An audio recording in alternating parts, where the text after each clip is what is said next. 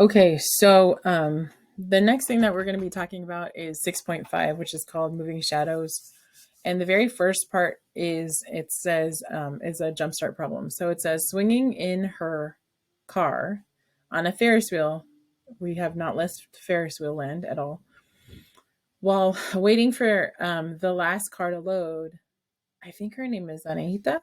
I think was thinking about her friends in her math class. I'm going to sketch a graph of my ride as soon as we get off so I can remember to tell my friends all the details of my ride. This is the graph Anita made after exiting the ride. So I can tell that this is a cosine graph because of a couple things that are noteworthy of this. Some of you are like, man, Ms. Johnson, looks a lot like cosine, looks a lot like sine, and you're right.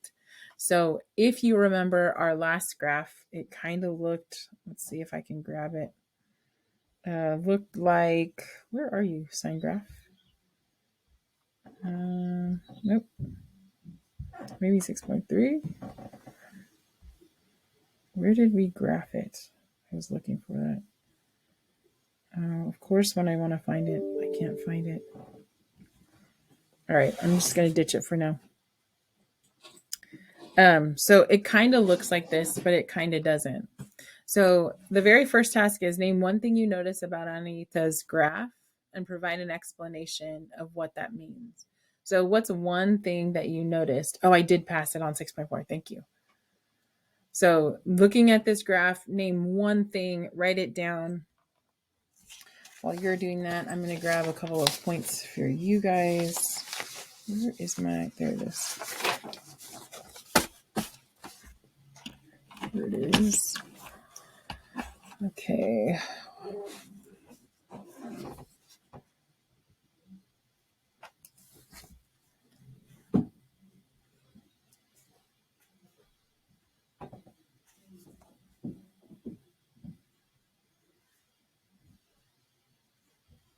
Okay, just one thing. Just mention one thing that you see, one thing that you notice, whatever the case might be. Okay, so, and then some people are typing it in the chat already. Awesome. Someone said, hey, Ms. Johnson, the midline is 40. So take a second to observe what the heck this person is talking about. The midline is 40. Oh, I see what they're talking about. The line that cuts that graph in the middle, or down the middle, if you want to say, is 40. And so she says that means that the center of the Ferris wheel is 40 feet off the ground. I agree. So she's taking context of what the midline is and bringing it back to her. So she took the 40 midline, she took it back to the context. Now bring it back to the graph. Where did that number appear on your function? Where did that number appear on the function? Okay, so I'm just going to ask questions while you guys do this, just to bring you back to that thing. Someone else says the graph starts at a maximum instead of the midline, like the sine function. So that's what I'm talking about. So if I can just really quickly show you, this is what my brain says for sine. My sine function looks like this: middle, high, middle, low, middle. It looks like an S. Well, a sideways S and then reversed S. I know you guys are like, what are you talking about, Ms. Johnson? So if I continued graphing this, right, it looks like an S because S stands for sine. Versus cosine, cosine's graph looks like this: high, middle, low, middle, high. Cosine looks more like a V. So its graph looks something like this. Remember, this is a wave, so you cannot draw like a straight V, like a tent. It's not like that. It's a curve. So yes, that's a really good observation. So number one, if it's starting for you at midline, your brain should say, like sine. If it's starting at a maximum, it's more like cosine. So that is huge.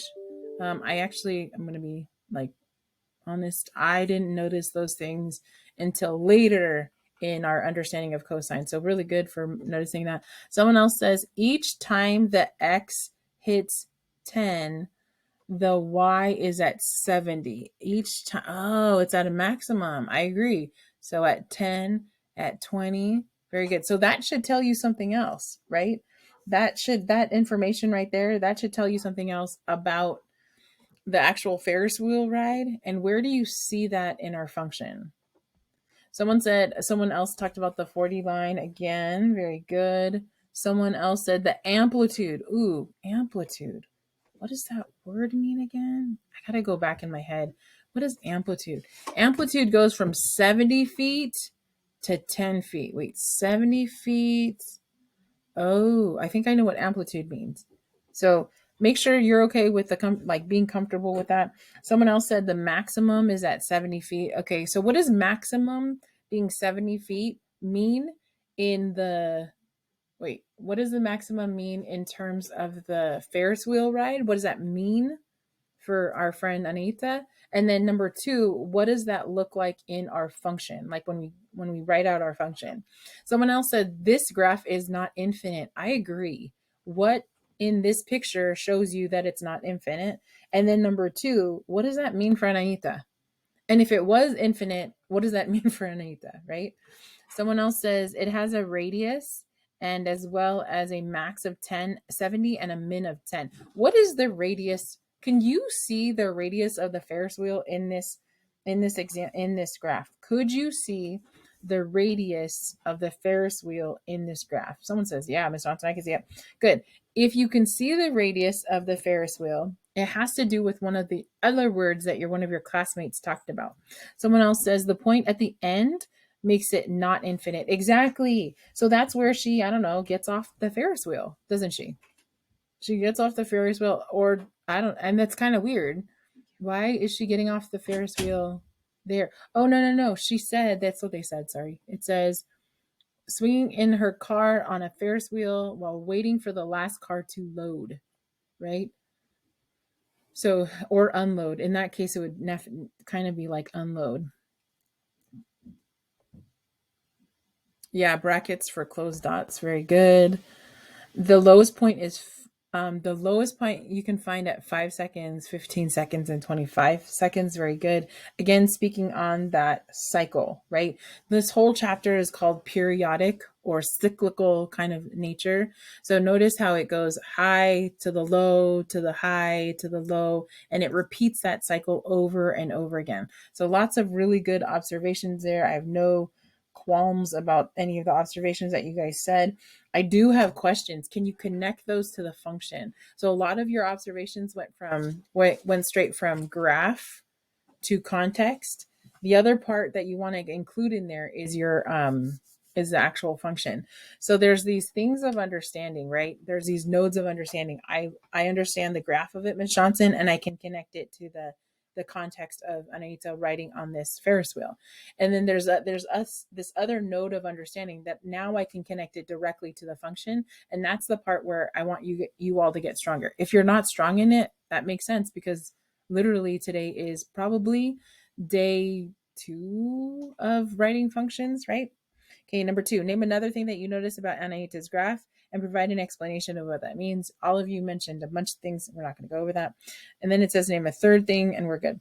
So by the end of today, you should be able to extend the definition of cosine to include all angles of rotation and use cosine function to model a context.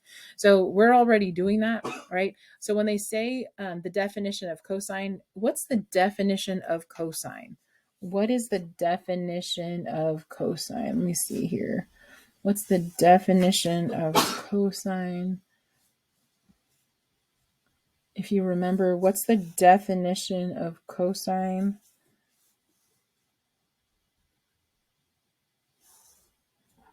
Let's see.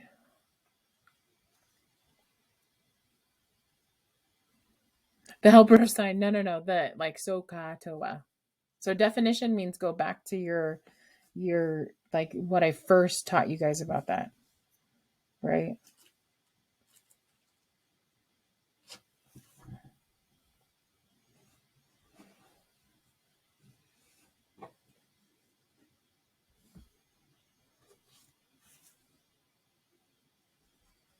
Yeah, it's adjacent over hypotenuse. So they're asking, so this right here, this is cosine of sun theta is equal to adjacent over hypotenuse. So they're asking, can you include this definition for all angles of rotation, thinking about this, all angles of rotation, maybe this guy right here, could you find the cosine of that angle? And some of you are thinking, I wonder if it's kind of like how we found the angle of rotation found the sine using that angle. Anybody remember this? What would you first have to draw? What would you first have to draw? What would you first have to draw?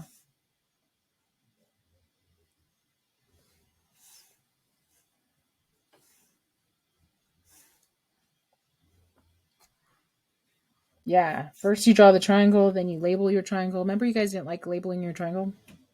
So you should be better at labeling your triangle now. If you're not better at labeling your triangle, that is going to be your biggest obstacle in terms of understanding how to do this. If you can get over that, if you can get over labeling your triangle and you're doing it with precision, that's going to make the rest of this chapter and next chapter so much better.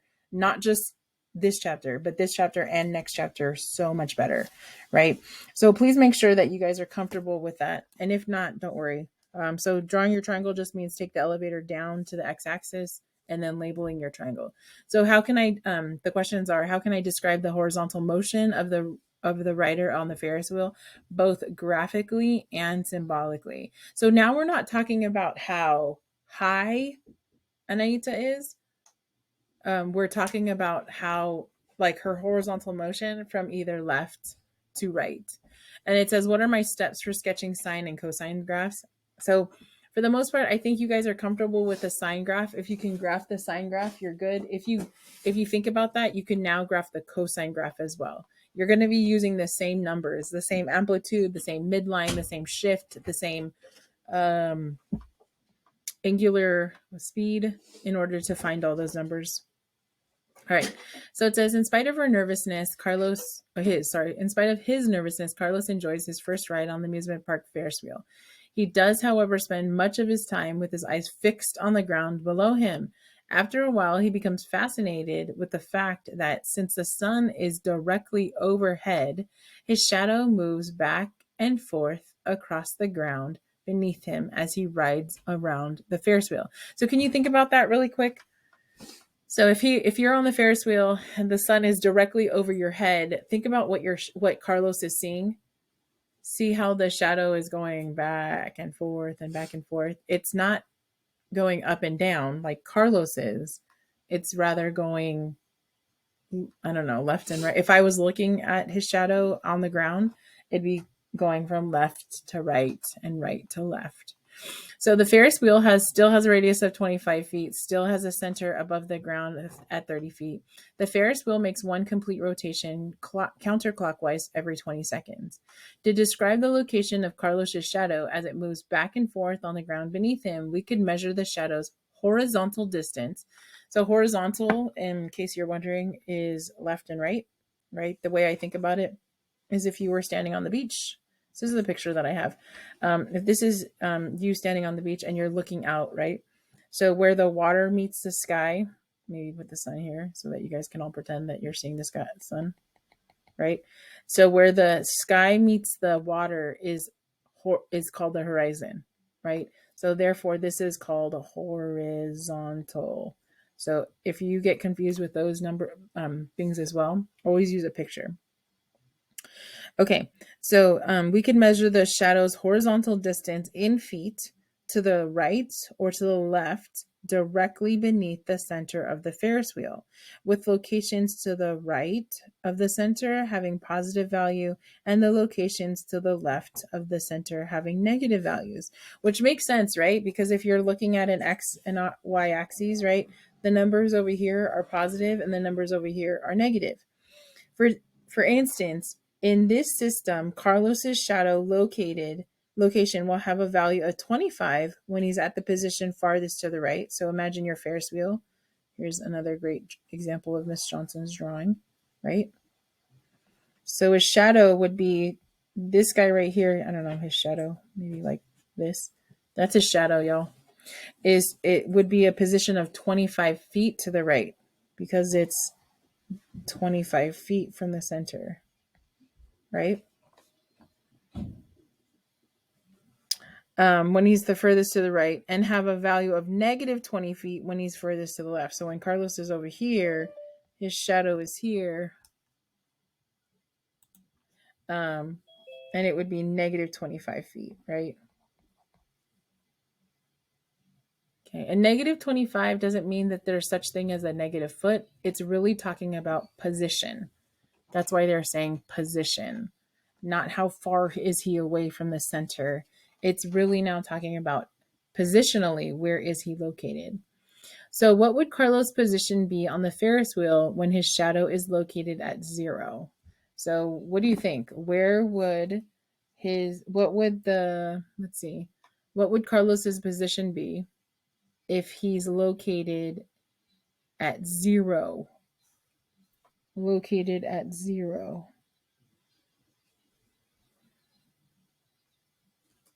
Where would he be? Very good. So where would he be at 0? So if his shadow was at 0, which would be right here, right? This is where his shadow is. Maybe I'll use pink. Carlos's shadow is pink. Where is he? If his shadow is there, where is Carlos? Yes, he's either up here or where else can he be? Yeah, at the very bottom. So take a second to think about that. Does that make sense? Does that make sense? Does that make sense?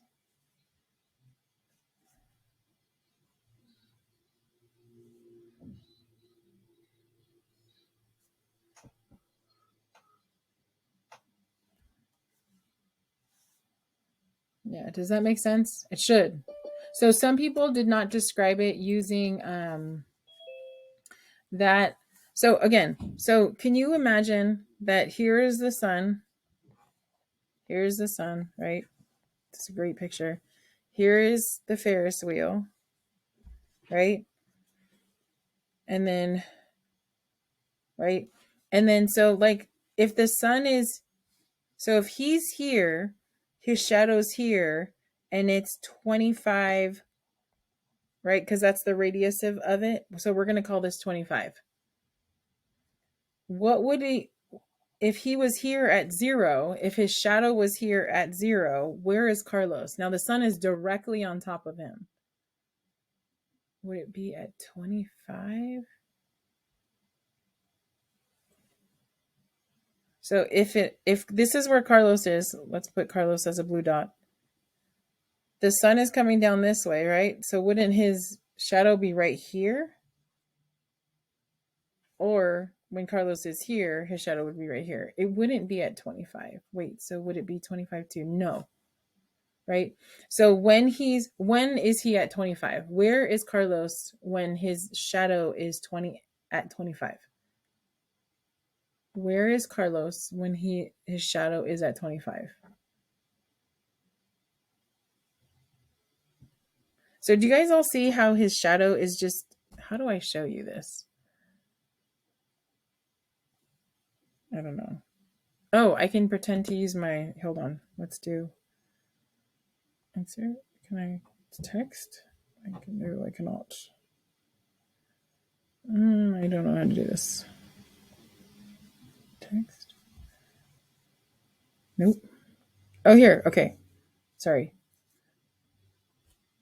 Okay. So can you pretend my cursor is his shadow? His shadow is going like this. His shadow is going, right? This is as Carlos is writing. Then he gets to the rightmost point. What happens now? What happens after his shadow gets to the rightmost point? What happens to his shadow? Where does it go now? Yeah, it starts going back towards 0. Very good. So then it starts doing this, right? And then what happens when Carlos gets to the leftmost point? then what it, yeah, then it starts going back to 0. That's not what Carlos is doing though. What is Carlos doing?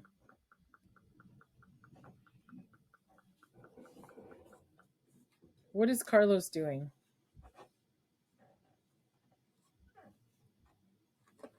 Carlos is going in a circle, right? Carlos is going around. He's going like this, right? He's going like this, right? He's going in a circle. His shadow, maybe green, is just going back and forth this way, right?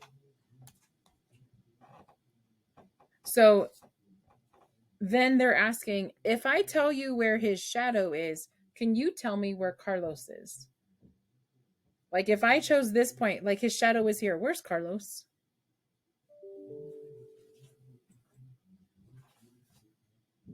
I don't know. He's somewhere either right here or right here. You guys all see that? Because it's the sun's directly in front, the above him. Yeah. Does that make sense? Okay, good. So then I could also do it in the reverse where I say, okay, here's Carlos. Carlos is like right here. Where is his shadow?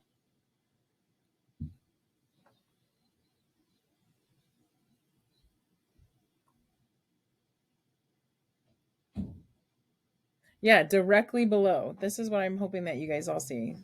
It's directly below. You guys all see that? Okay, are we better at this now? Okay, very good. Very good.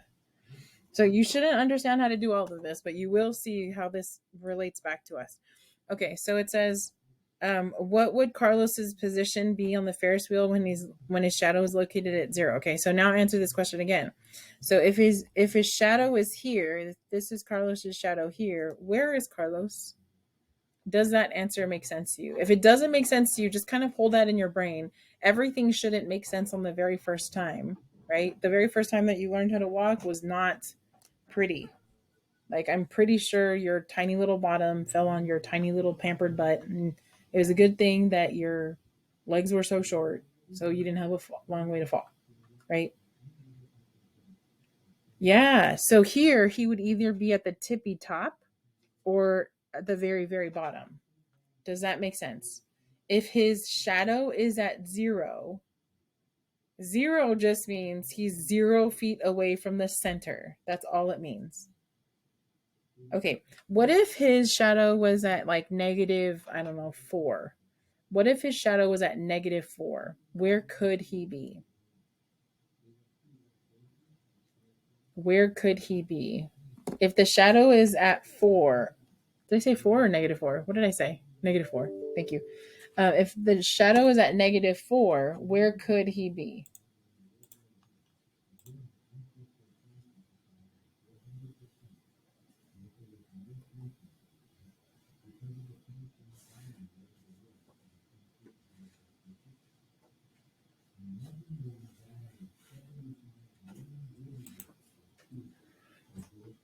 Yeah, just 4 feet to the left, right? So he's here. So if this is his shadow at negative 4, he's somewhere here-ish or here-ish.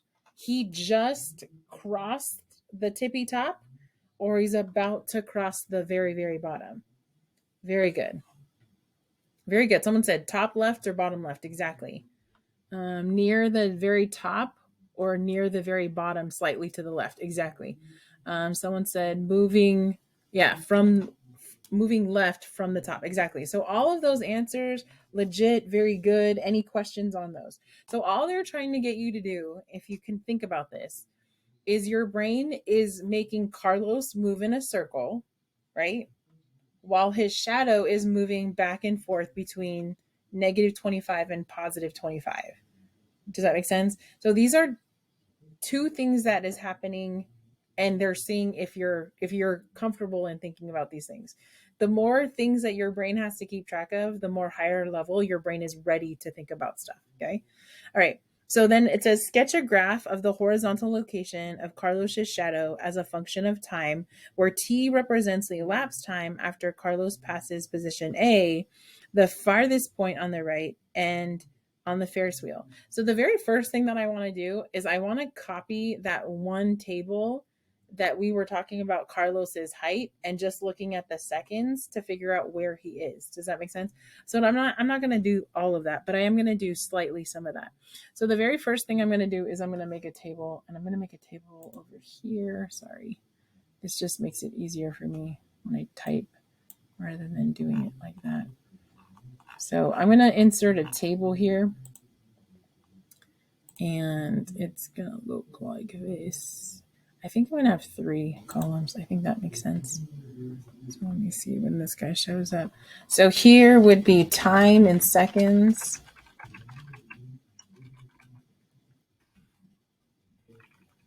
Okay, that's showing up. That's good. Time in seconds. And then this next thing, I'm going to put position of shadow. Okay. And then if you need a helper, this will be your Carlos position, if that makes sense. Like, where is he on the circle? If you need this helper, I don't know if you need that helper or not, but I'm gonna fill this out like this, just so that we can do that like that. Let me make this a slightly bigger so that you guys can see. There you go. All right. Okay, so let's figure this out. So after Carlos is past point A, so at 0, right? That's a good. Do you know where he is? So maybe we use this guy as our thing. 0 is when Carlos is at A. So Carlos is at A, right? What is the position of his shadow? When Carlos is at A, what is the position of Carlos's shadow? Wait, you guys are talking, but I'm on another screen. Give me 1 second so I can catch up to you.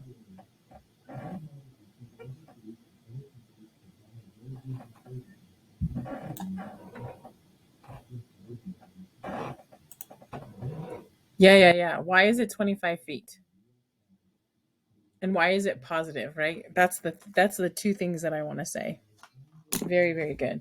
Okay, so what's another good seconds that is good for me to know? What's another good number second? Like, should I use 1 as the next one, or should I go for these bigger chunks of time? Should I just start counting? Should I do 1.1?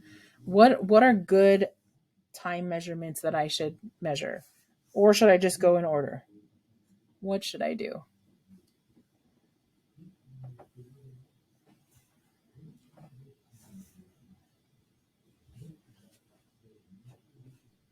Someone says 5 seconds. Someone says in order. There's a specific thing that I'm looking for, and I'm hoping someone will get it. I want you to go back to our information up here, right? It says that the Ferris wheel makes 1 complete rotation every 20 seconds. So how is that helping you with this picture right here? Right? How is that helping you with that picture right there?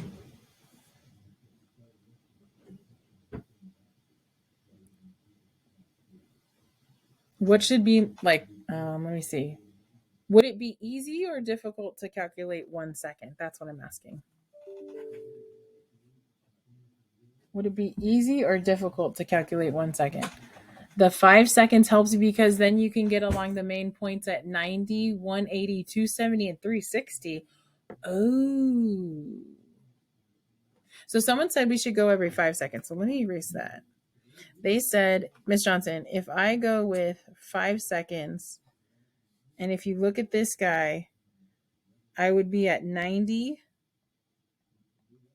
every 5 seconds. So he basically took your 20-second rotation and divided into fourths. Do you guys all see that? So then this person is proposing, why don't we do that? Okay, so this is, I actually like this idea. This is this is the way that this is actually the way that I graph my cosine and sine. I go for my major people, and then I dot out the rest. So can you do this for me really quick? Can you figure out if Carlos, no, where is the shadow at 0, 5, 10, 15, 20. For some of these, as you can notice, there's not a Carlos position point, right? So some of them, it won't actually make sense. But you can say between blah, blah, blah, and blah, blah, blah. So I'm going to give you a couple of seconds to figure this out. And then someone else reminded me, hey, Ms. Johnson, if I wanted to figure out where he was at 1 second, that was where we divided a bunch of those things. And the answer is yes. So I'm going to pause it really quick. You guys are going to figure out 5, 10, 15, and 20. If it doesn't make sense to you, please remember that 20 seconds is one complete revolution. Is that what we're calling it? It means Carlos is going all the way around. Okay, so I'm going to pause it. You guys figure that out. Okay, so very good. Some of you found this. Some of you found the function already, which is even awesome. So when I look at this, I'm pretending Carlos is on the at 5 seconds. Here, someone figured out that it takes him 5 seconds to travel every quarter of the wheel, and we like the quarter of the wheel because then we get 90, we get 180, we get 270, and those are some really good marker numbers. Benchmark numbers that you can use to graph. So at 5 seconds, where did you say Carlos's shadow was? What did you guys say Carlos's shadow was?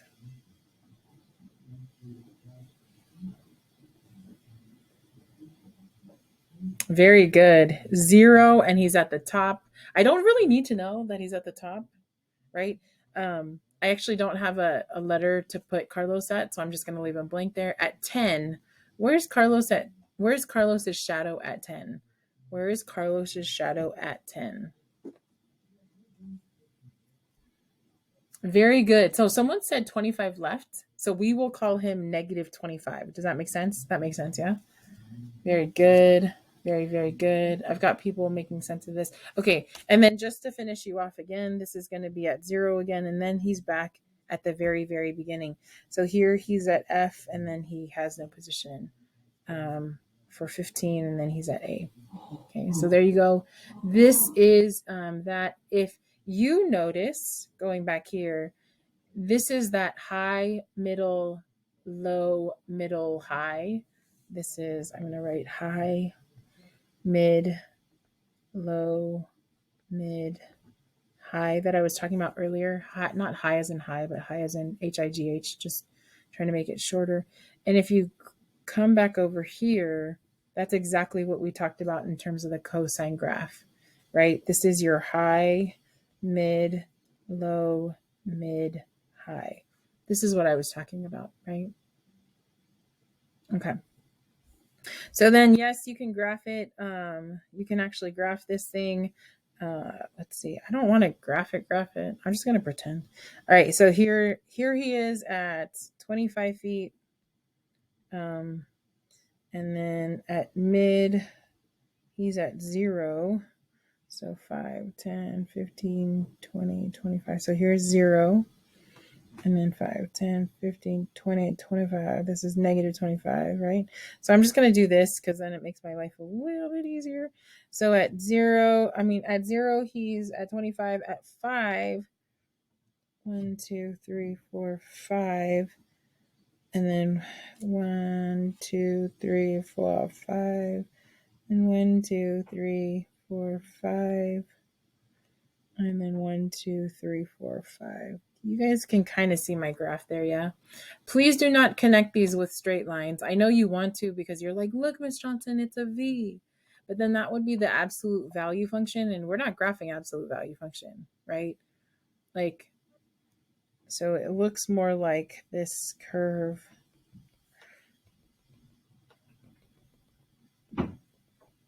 And then he continues on. He keeps going back and forth. So you'll see me dash these lines because whenever I draw them in, it always looks funnier than it should. So you'll have to excuse my great drawings here. Okay, so let's continue because we got to make sure that we finish. It says, calculate the location of Carlos's shadow at times t given the following table where the time or t represents the number of seconds. So we kind of did this already, except for now, they didn't just give us the times that like one of your classmates geniusly figured out.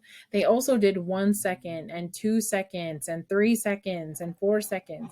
So some of these are going to be a lot simpler to do, right, than the others. So the very first thing I want to do is I want to draw your picture for you, right? So again, if we draw this, that's a pretty good circle, Miss Johnson. Thank you. Just kidding. So here goes this at 1 second. So here's A, and then here's B. That's too big for B. Sorry. Let's try that again for B. Maybe here is B, right? How long does it take him to travel from A to B again? Do you guys remember this calculation? Yeah, very good. 2 seconds. So the 2 seconds is just going to be B. And then your 1 second is going to be half of that. So I'm going to go for 2 seconds and then I'll show you how to do that. But again, all you're doing here is drawing your right triangle. Does everybody see your right triangle at B? Does everybody see your right triangle at B? If you don't see your right triangle at B, what I need you to do is superimpose your X and your Y axes onto your Ferris wheel, which is what we've been doing over and over again. And then take your point B and take an elevator down to your X axis, and there's your right triangle. So I don't like this right triangle because it's like really messy inside that Ferris wheel. So I tend to draw my new right triangle and I draw them as big as I want to.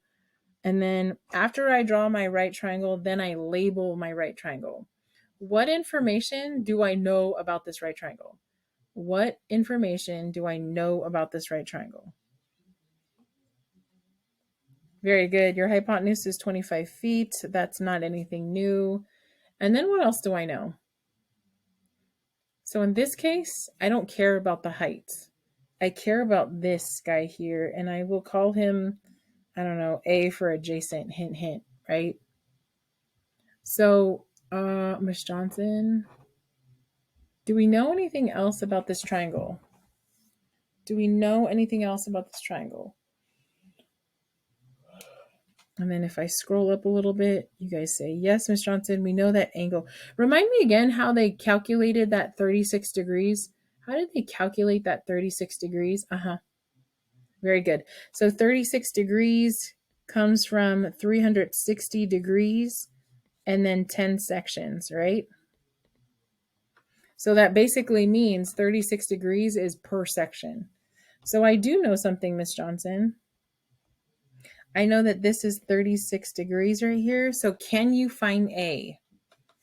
Can you find A? Can you find A? And everybody says yes. What formula? What is going to help you find this? So your brain, I've said this a million times, right? Your brain is like, oh, look, it's a right triangle. I have 2 paths that my brain can go towards. What are the 2 paths? Very good. Pythagorean theorem or sine, cosine, tangent. Very good. Now, why did a bunch of people just tell me cosine? Why did a bunch of people they didn't even do Pythagorean theorem or trig. They just went straight to cosine. How did they know to use cosine? So if you don't know, it's because you might need to practice your definitions of sine, cosine, and tangent. So my brain makes puzzles all the time, right?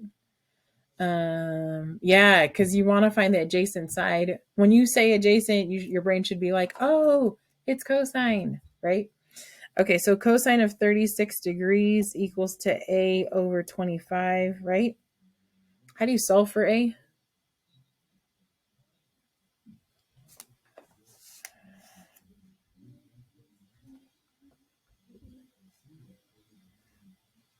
Yeah, just multiply by 25. So 25 cosine 36 degrees equals to A. And then so I just plug that into my calculator. Don't forget to do what? You guys should be doing this on your own.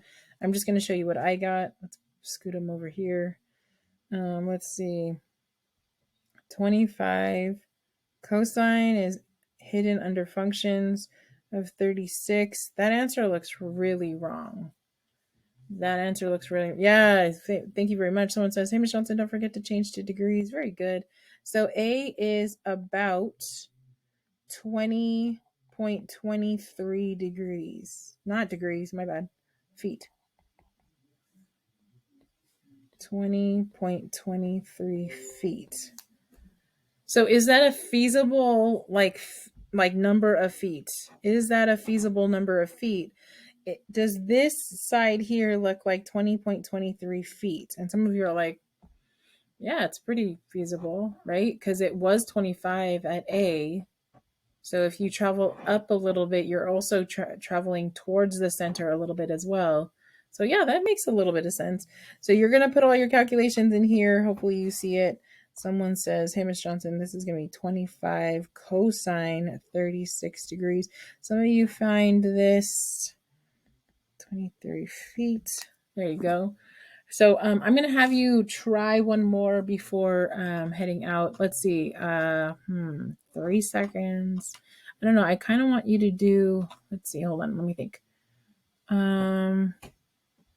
Do 8 seconds. Please do 8 seconds. Draw the triangle. Label your triangle. Do all your things of your triangle. And then tell me your feet and see if there's some calculations. Again, you're going to fill out most of this. I'm going to pause right here so you guys can practice on your own. So here goes 8 seconds. So if I think about 8 seconds, I will actually count with my Ferris wheel over here.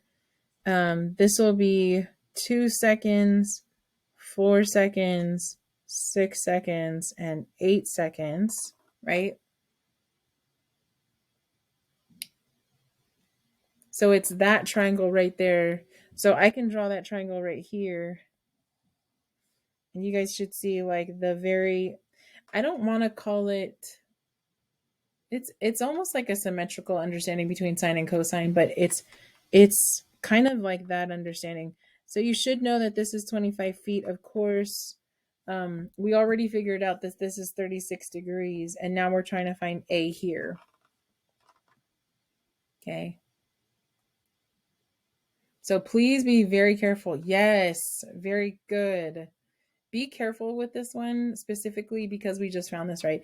So we just did this triangle. This shouldn't be any surprises. So we go like this. We go cosine of 36 degrees equals to A over 25.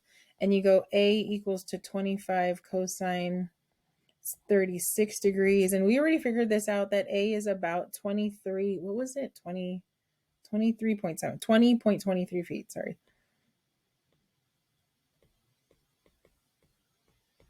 So this makes sense at about 20 point. Oh, I can't write this.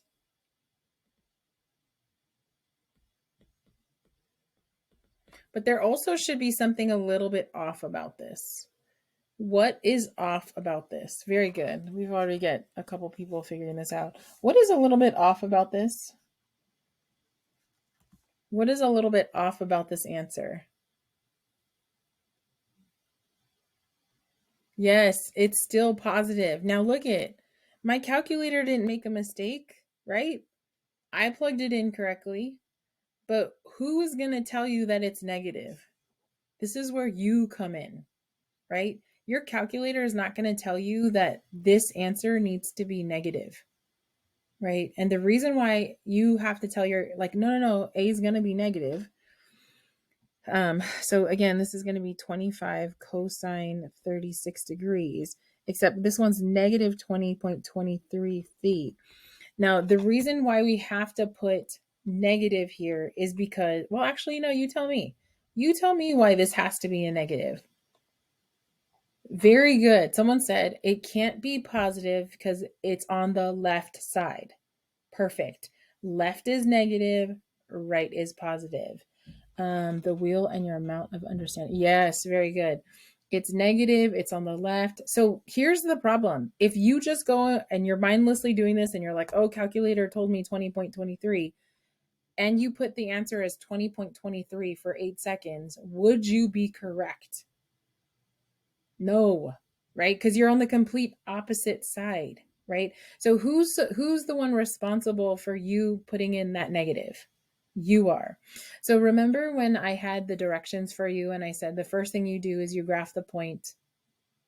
then you draw your triangle, then you label your triangle, and then you do sine, cosine, and tangent. Your last step is to check your signs. Because your calculator, as you can see, gave me the wrong answer. But your calculator actually gave you the right answer. Because one of the things that you have to know is there's not only one answer for this, is there?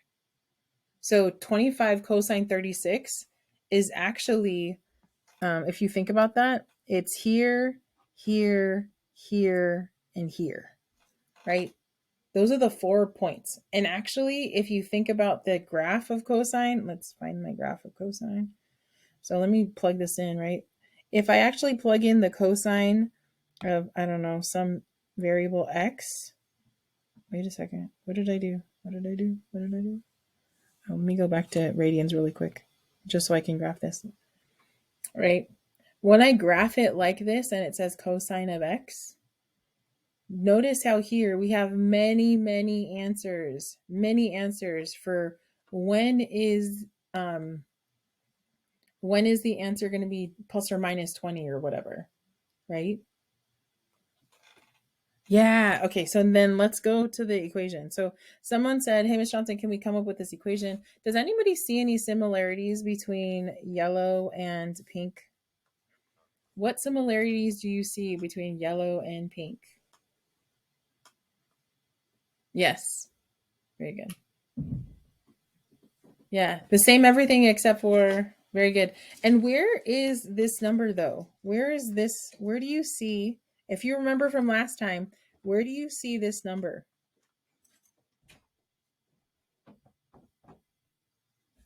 Where do you see this number? No? So let's go back to that. Uh-oh. Where am I going? 6.1? Hopefully. This is not it, is it? Where's our equation? Nope. It's in 6.2. Someone help me. Yes, it's in 6.2, right? Wait. Oh man, Miss Johnson. Gotta finish. Where is it? There it is. Yay. Do you see this equation right here? Yeah, very good. It's in the angular speed. Very good. It's in the angular speed. So here we're going to write this equation as what? So now go back to our section for today. Our equation is going to be what? 25. Oops. 25 cosine, right? Of our 18t. Now 18, because if you think about our 360 divided by 20 seconds, that's how many degrees it travels in a second. So now you can plug this into every single one and you would get the right answer. But here's the cool thing, right? I want to show you one thing before. Yeah, I just want to show you one thing. So let me go back here. So if I was to plug this in using 8 instead, so I'm going to go 25 cosine of 18 times 8. Look at what it gives us. Do you see that answer? What does it give us? What did it give us this time that it didn't give us the last time? Yeah, it gave us our negative. So when we use our equation that would push all this, it takes into account our negative, right? It does it kind of for us. But it's always good to check your answer to see if that even makes sense. Wait. Does it make sense that it's negative 20 that his shadow is negative 20? Yeah, it makes sense because it's to the left, right? So you always want to be mindful of these things because your calculator may deceive you into thinking that the answer was positive when in reality it was negative. Okay. The last thing I want to go over really quickly is how to graph these things. So when we graph these things, you guys are going to say, hey, Ms. Johnson, it's really easy. You just plug it into your graphing calculator. But if you know Ms. Johnson, she doesn't just let you plug things into a calculator. So let me plug this into the calculator. And the whole point is I want to see if you can see all the pieces of information that you're supposed to get. Ms. Johnson, it doesn't even look complete. It is complete. You just have to kind of switch it up. Let me turn this guy off. There you go. All right. Does everybody see my my cosine graph? It's pretty big, right?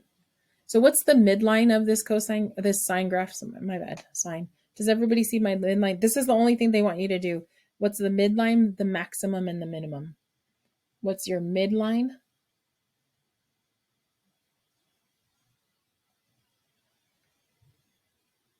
Yeah, it's 0. Okay, now look at your equation. Do you see where your midline is? In this equation, do you see where your midline is? Yeah, it's at +0. Do you guys all see my +0 here? It was invisible before, but now he's there. So when they ask you for your midline, they're actually asking you for what points are on the midline. So here, I'm going to graph this really quickly for you. I'm going to go like this. And these are my midline points right there. And then I'm going to tell you what they are. It's 0, 0. What's my next midline?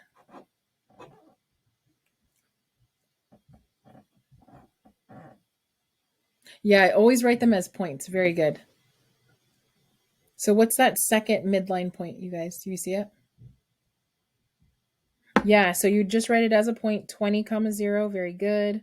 And my last point is, what's my last one?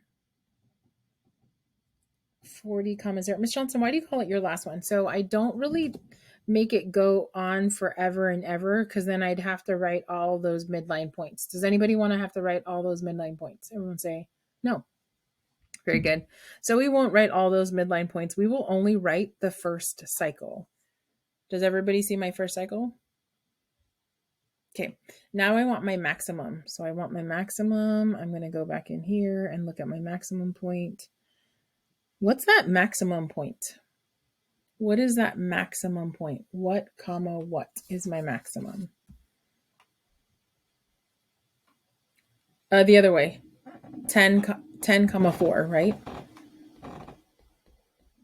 Right? 10, yeah, there you go. You guys got it. Yeah, x first, then y. Very good. So I'm going to graph that. So this is 20, this is 40.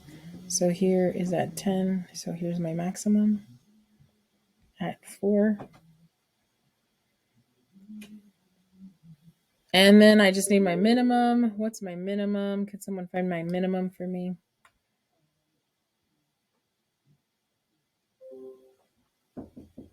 Very good. 30, -4. So I just go 30 here. And so this is what I was referring to before, the person who figured this part out. All I'm going to do is I'm going to find my bars, my most important points, and I'm going to find those. And then I'm going to sketch them out. I usually just show you one cycle. So again, this is that middle, high, middle, low, middle, right? There is one more number that we kind of didn't talk about, which is the 9. And if you have a 9 there, doesn't it make sense that it takes you 40 seconds to go through one cycle? Okay, so I'm going to probably do a couple more of these before our quiz on Wednesday. But now you are able to complete everything that you're supposed to complete. Let me turn off this thing really quick.